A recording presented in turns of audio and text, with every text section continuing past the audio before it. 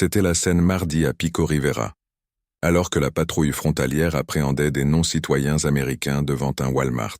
Il essayait juste d'aider, ce sont des citoyens illégaux. Les moteurs rugissaient, les agents de l'ICU, Immigration and Customs Enforcement, envahissaient les lieux, et sortis de nulle part, le parking du Walmart de Chicago s'est transformé en une scène digne de GTA. Ouais, on s'est fait arrêter par l'ICE. C'est dingue, mec. Les gens ne comprenaient même pas ce qui se passait. Une seconde, vous chargez vos courses. La suivante, des agents de l'ICE en tenue tactique sortent des gens des voitures, lancent des grenades assourdissantes et crient des ordres. Où est ton sac? Tu dois t'identifier. C'est pas réel. C'est à ce point que les choses sont devenues folles à Chicago. Les fédéraux affirment qu'ils démantelaient un réseau de voitures de fuite lié à des vols organisés, mais les locaux jurent que ça ressemblait à une embuscade en plein jour. Et voici la partie effrayante. Chicago n'était que le début. L'ICE appelle cette nouvelle stratégie « choc et stupeur », et les prochaines étapes sont encore plus brutales. En plein jour, sur le South Side de Chicago, les gens sortaient leurs chariots du Walmart quand des SUV noirs ont soudain traversé le parking. Les portes se sont ouvertes violemment.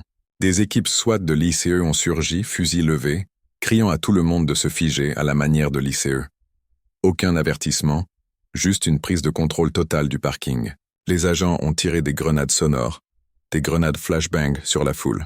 Les témoins disent que la panique a été immédiate. Légal ou illégal, tout le monde s'est mis à courir. Quand quelque chose comme ça arrive, c'est la lutte ou la fuite. Quelques conducteurs ont tenté de s'échapper, mais des camions tactiques les ont bloqués. Un homme a couru vers la sortie, mais n'a pas fait 10 mètres avant que les agents ne le plaquent au sol. Certains sont restés figés, observant, littéralement sans comprendre ce qui se passait. Où est ton sac? Identifie-toi. T'es pas réel tant que tu ne t'es pas identifié. Allez, on y va. Montre ton badge. L'ICE a qualifié cela de coup de filet contre un réseau de voitures de fuite, liées à des vols de véhicules et de marchandises. Mais les locaux n'ont pas vu cela comme une opération propre. Des vidéos dramatiques montrent des agents fédéraux arrêtant des journaliers dans les parkings de Home Depot et poursuivant des ouvriers agricoles à travers les champs. Ce que vous faites, c'est du kidnapping. Criait une vendeuse de rue, accrochée à un arbre alors que les agents tentèrent de l'appréhender. Quand la fumée s'est dissipée, les suspects étaient alignés contre les SUV, leurs identités vérifiées, et les badauds qui filmaient ou regardaient étaient repoussés sur le côté. Les familles venues faire leurs courses se sont retrouvées cachées derrière leurs chariots, essayant de calmer leurs enfants en pleurs. Ça commençait à ressembler à un message.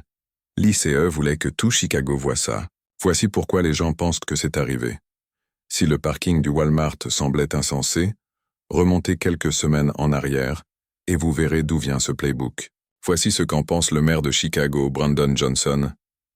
Nous avons vu des hommes masqués et armés marcher dans nos rues en plein jour, enlevant des mères et des pères. Nous les avons vus brutaliser des manifestants et pousser des grands-mères en pleurs dans des camionnettes banalisées. C'était trompeur. Vous avez le président des États-Unis qui tend des pièges humains. C'est écœurant et inadmissible. Le coup de filet au Walmart est survenu juste après celui dans un centre commercial, qui avait piégé des centaines de personnes et ruiné autant d'entreprises.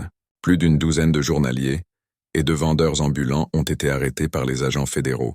Tout a commencé par un raid matinal dans un Home Depot à Westlake, appelé Opération Cheval de Troie. Ces raids ont déclenché des manifestations et, ce soir, une veillée pour les personnes arrêtées. Les défenseurs ont immédiatement dénoncé un théâtre politique, et plus ils protestaient, plus l'ICE frappait fort. Salut, ouais.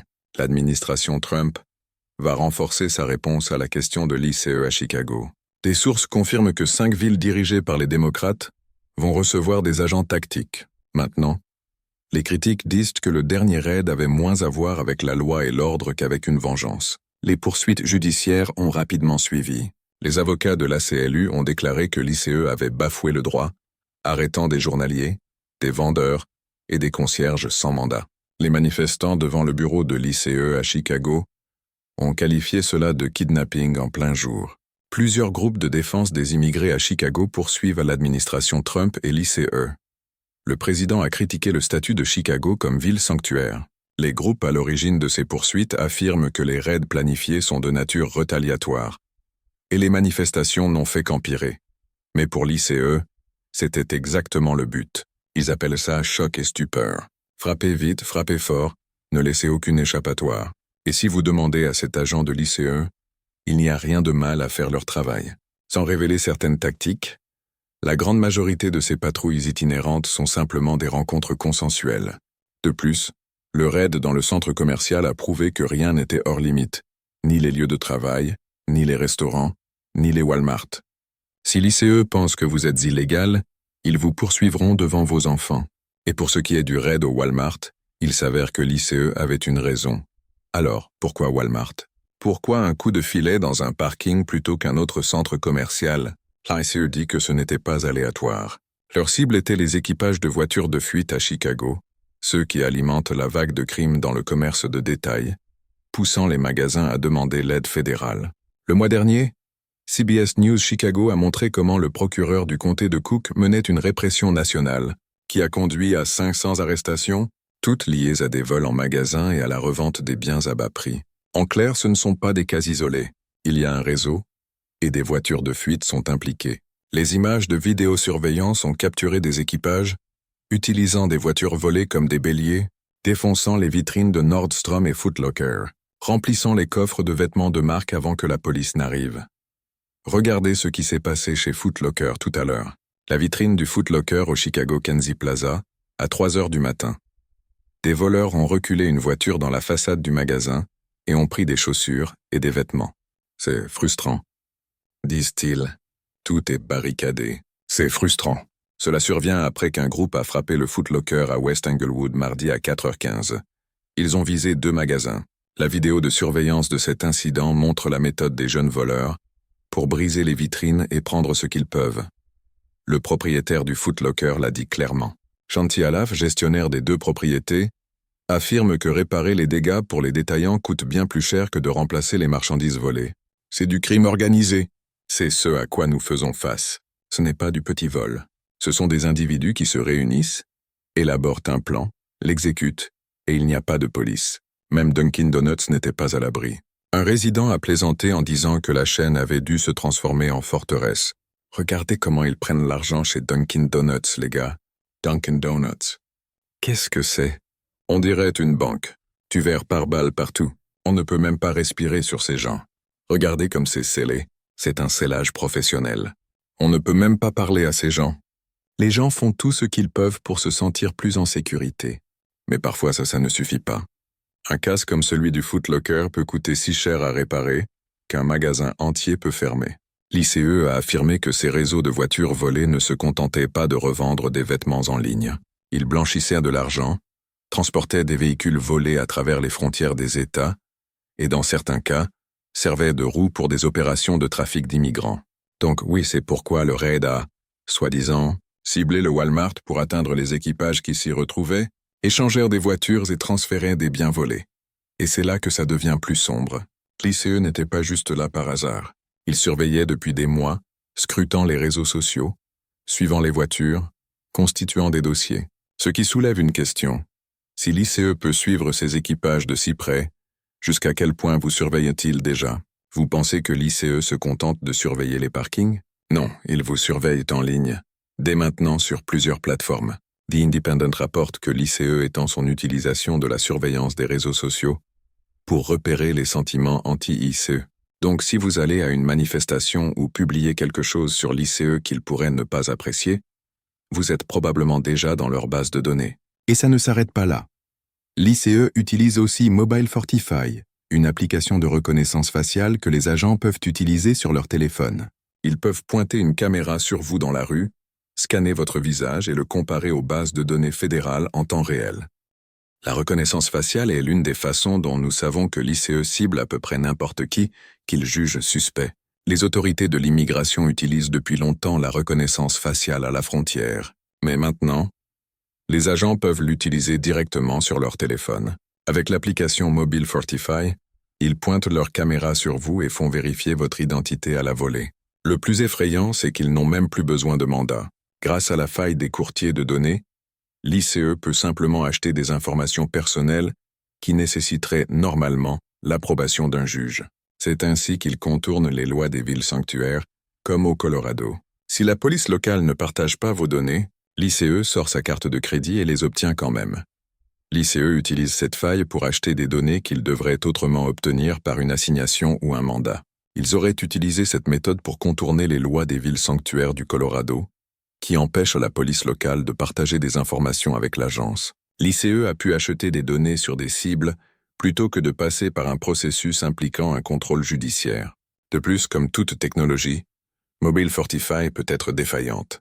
Parfois, les mauvaises personnes sont arrêtées, et il leur faut des jours ou des semaines pour prouver que l'application de l'ICE s'est trompée sur leur visage. Un expert a qualifié cette application de « notoirement peu fiable », et ne pensez pas que cela ne concerne que les migrants sans papier.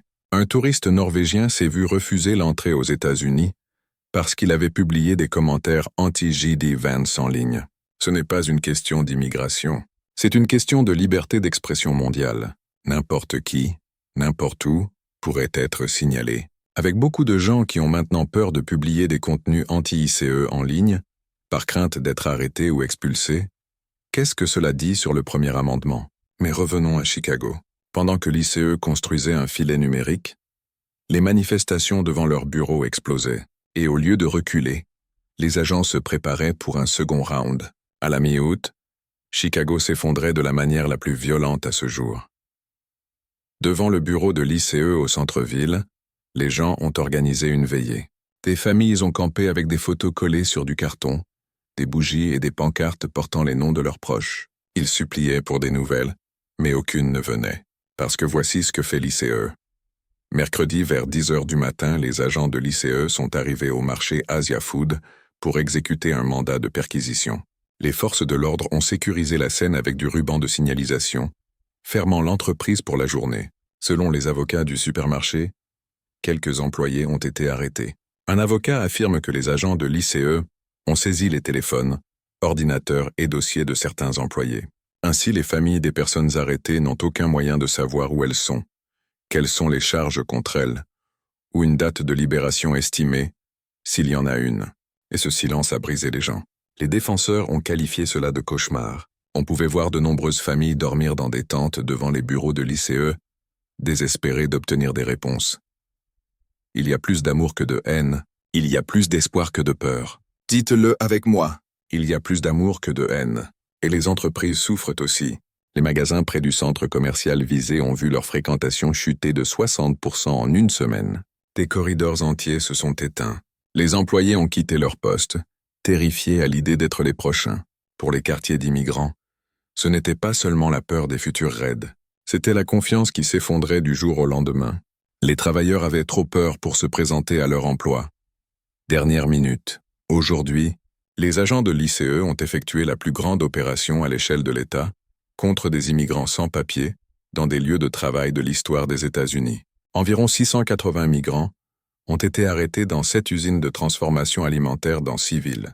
Et pourtant, l'ICE n'a pas scié. Les responsables ont haussé les épaules face aux poursuites, affirmant qu'ils respectèrent la loi. Mais à Chicago, ça ne ressemblait pas à la loi. Ça ressemblait à une occupation. Les habitants ont commencé à murmurer que si des raids pouvaient avoir lieu dans des centres commerciaux et des parkings de Walmart, alors aucune rue, aucun magasin, aucun espace sûr n'était vraiment sûr.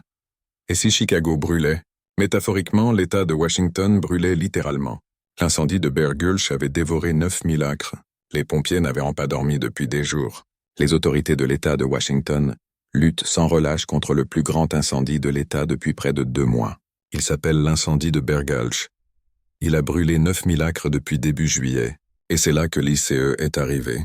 Au lieu de pause pour boire de l'eau, les équipes étaient alignées et interrogées sur leurs papiers. 2 d'entre eux ont même été menottés et emmenés. Ouais, on s'est fait arrêter par l'ICE. C'est dingue, mec. Les responsables de l'État ont confirmé que des volontaires autochtones faisaient partie des personnes ciblées. Nous avons des membres des tribus Umatilla, Cayuse et Walla Walla. C'est insensé, mec. Regarde ça. Pensez-y. Des flammes ravagent des maisons, et les agents de l'ICE arrêtent les personnes qui risquent leur vie pour arrêter l'incendie. Un pompier a plus tard raconté au Seattle Times « Vous risquez votre vie ici pour sauver la communauté. C'est comme ça qu'ils nous traitent. » Ce pompier a demandé aux agents de l'ICE s'ils pouvaient au moins dire au revoir à ses collègues arrêtés. Et l'agent a répondu « Dégagez d'ici. Je vais vous faire partir. Vous faire partir. » Comme l'ICE le promet à 3000 personnes chaque jour. Sauf que les conséquences de tout cela sont plus grandes que ce que même Trump aurait pu imaginer. Le chaos de Chicago n'était pas un cas isolé, c'était un aperçu. Les poursuites judiciaires affluent. L'ACLU qualifie cela de détention massive inconstitutionnelle.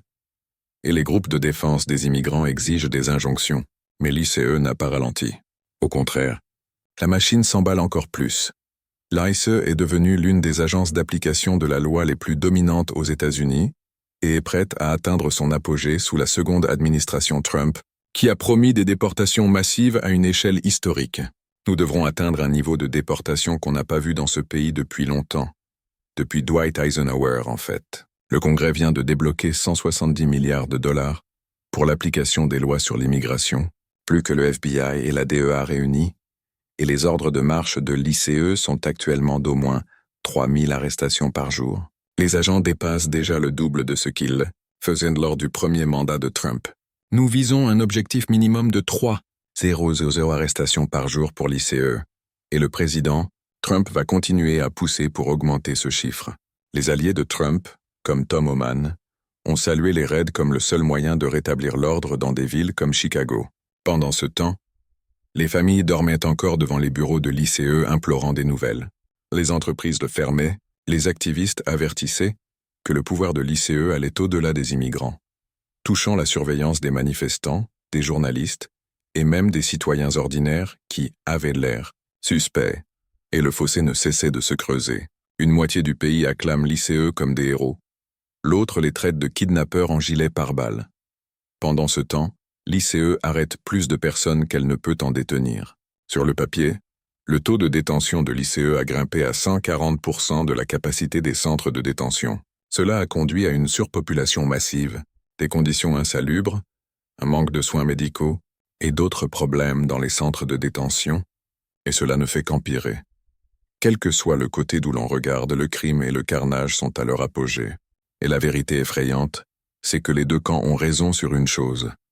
L'Amérique est en guerre contre elle-même sur la question de qui appartient à ce pays, qui mérite une protection, et quelle dose de violence les gens sont prêts à tolérer au nom de l'ordre. Et si c'est ce à quoi ressemblait un parking de Walmart à Chicago, qu'arrivera-t-il quand les équipes SWAT de l'ICE débarqueront dans votre ville ?